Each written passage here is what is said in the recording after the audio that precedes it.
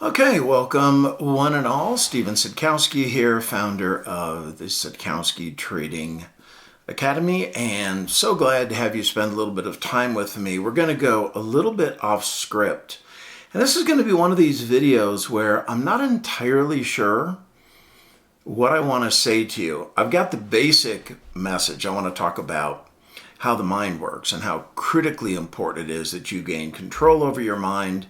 And I'm going to give you some techniques for doing that, but I just want you to consider something for a moment. So we have, 350 million people in this country.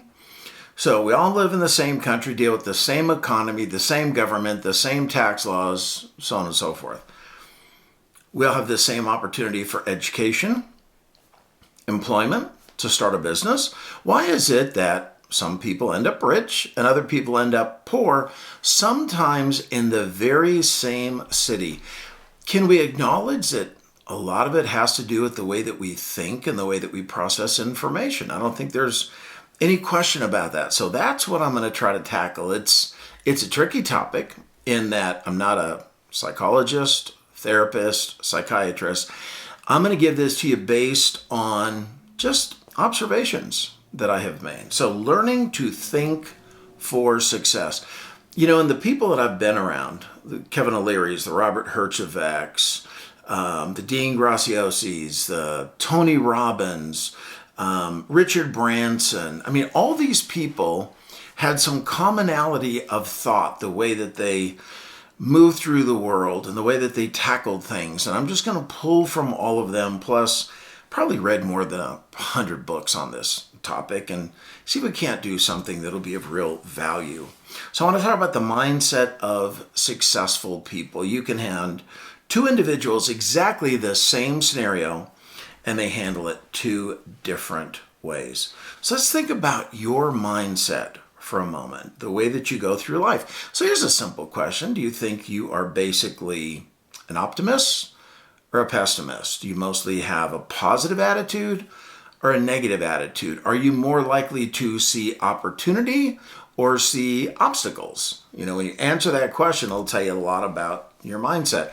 And here's how critically important this is. So I'm going to tell you the story of Roger Bannister.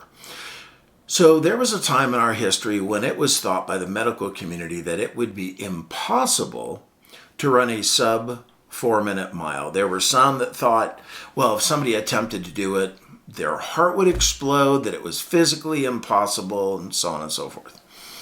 So in 1954, on May the 6th, Bannister ran the mile in less than 4 minutes. And you know what started happening right after that? All kinds of other people started running a sub 4-minute mile. Why? What changed? Not their physiology, their beliefs. So when their belief changes, then their actions change. In other words, let's say that the best I think I could do is run a mile in 4 minutes and 10 seconds. I'm going to set up my training in order to get me to a 4:10 mile. When I realize, hey, to win, I'm going to have to go under 4 minutes, I'm going to change my training regimen and I'm going to target a 4-minute mile. And just the very belief that people could do them, person after person after person, began achieving what was thought to be impossible. So what kind of limiting beliefs are you dealing with? All the time I hear folks tell me, well, I'm too young. I'm too old. I'm not very smart. I'm not good at math. I don't have a good memory. I don't have enough time. I don't have any financial resources. I have no support system. Well, everybody could say all of those things if they chose to. And I'm hoping after this video, you will choose not to ever again. So we have two minds. We have the conscious mind. That's our cognitive mind. It's where we do all of our reasoning. And then we have the unconscious or the subconscious mind, which is basically a giant recorder. We all have perfect memory. Now, our recall might be a little on the fritz, but we all have perfect memory. Every single thing that happens, every thought that goes through your mind gets recorded. And based on those recordings and our mind's interpretation of such, that determines our response. So the question is, how do we change the subconscious mind so it works for us instead of against us. So we become positive and see opportunity instead of negative and see all of the impasses. Well, that's what we're going to talk about. First of all, understand that the subconscious is the ruler of your action. Let's look at the subconscious as your belief system. If you believe you're too young, too old, too broke, too dumb, too undeserving, tell me what you're going to achieve in life. Not a hell of a lot. They have formed over many years of living. So, it's funny. You'll watch somebody pack on an extra 20, 30 pounds over 2 decades, but then they think they're going to lose it all the first time they go to the gym. You're not going to change your subconscious overnight. These thoughts have been formed through the years, but we can begin to reprogram. We are all negatively brainwashed, but we can be reconditioned. Why are we negatively brainwashed? For a whole variety of reasons, not the least of which is most of the people you associate with are negative.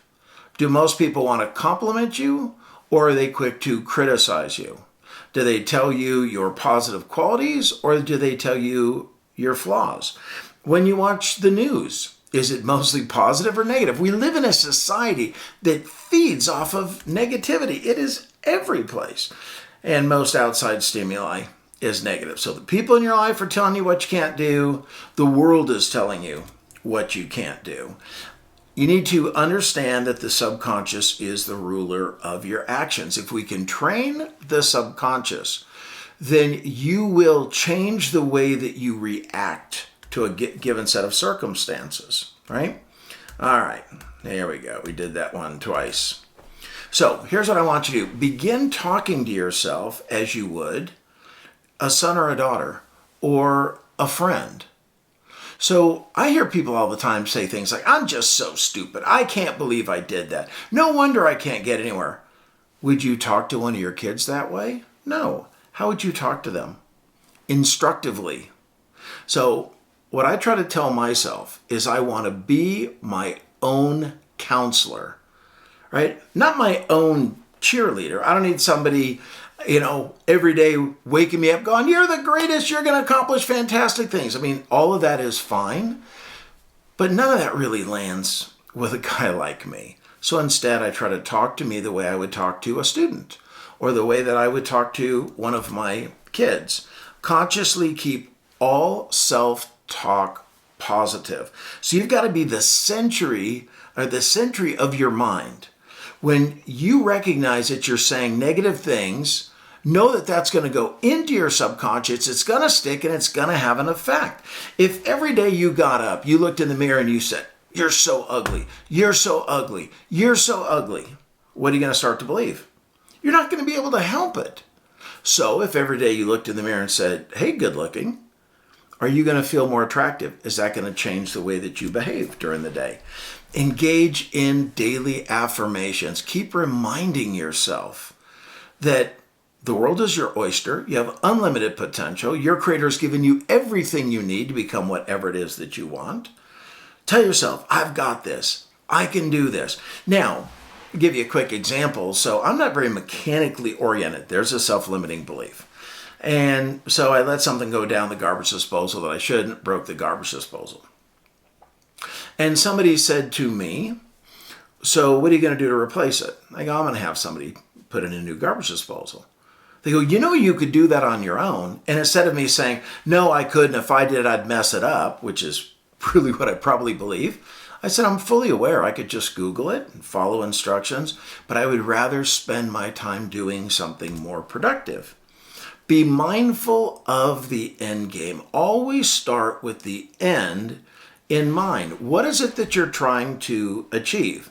So let's say that you join a gym. What is it that you're trying to achieve? Well, maybe you're looking to shed 20 pounds, put on 5 pounds of muscle. If you're a guy, get your waist down to 33, your chest up to 46. Maybe you want to be able to bench 225 pounds. If you don't know what the end is, how do you know what to do when you get to the gym? What are your goals? Next, act as if you've already achieved your goals. We call this fake it till you make it. What is the value in that? Well, when you act like you've already achieved it, you walk different, you think different, you have a different level of confidence. Just walk around like you own the damn world. And people are going to look at you and go, wow, that person must have something going for them. Use your imagination to visualize. Everything happens in your head before it happens in actuality. Imagination, man. You got to set time aside every day to visualize. If you did nothing else but wake up 10 minutes early and just lie in bed and imagine the life that you would want to live. Where do you want to live? How do you want to live? How do you look? How do you feel? What is your health like? What do you want for your spouse? What do you want for your kids? What do you want for your friends? What do you want for society? How do you feel about global warming? What can you do about it if you believe that that's an issue? Right? Now, I'm going to give you 7 specific steps to changing your paradigms. Your paradigm is the lens through which you see life. Number 1, identify what you want to change. And you do this through your conscious mind. What is it that you want to change? Are you a procrastinator? Are you a negative thinker? Are you somebody who doesn't follow through? So you got to figure out, again, what you want first. Turn negatives into positives through repetition. So these affirmations over and over and over again. Tony Robbins says, secret of success and the secret of learning, spaced repetition. Write out your dreams in the present tense. So as opposed to, one day I would like to be wealthy, write down, I am wealthy, I am fit, I am brilliant, my kids are going to the finest schools, I'm driving a brand new Mercedes. What are we doing? We are reconditioning this mind. And you might think, well, this sounds kind of hokey. Wouldn't you rather have those thoughts than, I'm not good enough, I'm never going to get any place, I can't make any progress in my life, and so forth. Carry your dream card on your person. So what I suggest is that after you decide what it is that you are trying to achieve, write those things down, because during the day, sometimes bad stuff happens and you find yourself asking, why am I even doing all this? Pull out your card and read it. Oh yeah, because these are all the things I'm in the process of achieving. I've mentioned this to you before, create a dreams board. It's what I did. I had a big cork board and I cut out pictures from magazines. And you could do this now online and print them out, of the kind of car I wanted to drive and the kind of house I wanted to live in and so forth. So, when I achieved all of those things in my early 30s and I was living in a custom home in a gated community and I had a Rolls and I had a Bentley and I had a turbo Porsche. I'm not bragging. I'm just statement of fact. I don't have any of those things now because frankly, I don't care about those things now. Today I drive a pickup truck. Now it's a big Raptor. It's a badass pickup truck, but I drive a pickup truck. That was important to me then. But when I achieved all those things at an early age, people would go, how did you do that? I go, I just always knew that I would have these things. And then what happens is you visualize it, then the universe tends to give you everything you need to become whatever you want. Understand who you are and your capacities, right? All of your strengths, all of your weaknesses. Now, have you ever heard that you should spend some time working on your weaknesses? No. Always lead with your strengths. The things that you're weak at, have somebody else do it. Hire somebody and study successful people. Read autobiographies. Go listen to TED Talks. Go to TED.com and listen to those people. They're brilliant and they are instructive, and you grow every day that you engage in that kind of activity. Leave you a couple of quotes. First one, you must be the person you have never had the courage to be. Isn't that powerful? You must be the person you have never had the courage to be. Gradually, you'll discover that you are that person. But until you can see this clearly, you must pretend and invent using your imagination. Ben Franklin said, hide not your talents. They are for use were made. What's a sundial in the shade? There's a scripture verse that says, you wouldn't take your candle and put it in the closet, would you? So one of the great things about letting your talent show is that you get a lot of outside affirmation from other people. And then finally this, if you focus your attention and effort less on the results you're hoping for and more on the processes and techniques you use. You will learn faster, become more successful, and be happier with the outcome. Remember, however, to start with the end in mind. I have a friend of mine who teaches professional basketball players how to shoot. And I asked him, I said, all these people have unlimited ability, gifted athletes. He goes, oh yeah, they're just freaks. They're amazing. I said, how can you tell the ones that are going to be truly great? And he said, they're the ones who enjoy the process. Enjoy growing, enjoy learning, enjoy watching videos like this. And then put into practice the things that you're learning. Put them into practice. Create your dream sport. Set time aside every day to use your imagination, to meditate, to think about your future. Listen to the voices inside of your head, and when they're not positive, turn them around. You have complete control over what goes on in your mind as long as you pay attention to what is happening there. So I hope that you enjoyed this. I love teaching this topic.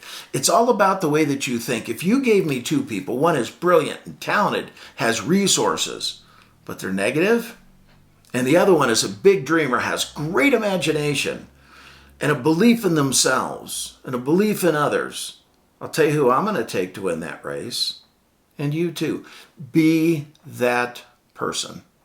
All right, so if you have not subscribed to my YouTube channel, be sure and do that. Click on the notification bell so you know every time I post something. So I'm going to be going between stock trading ideas and option trading ideas, and then personal finance and personal development. And hopefully we create a nice holistic individual in you. So thanks for being with me. Till next time, God bless. Subscribe if you need to. I'll be seeing you soon. Bye for now.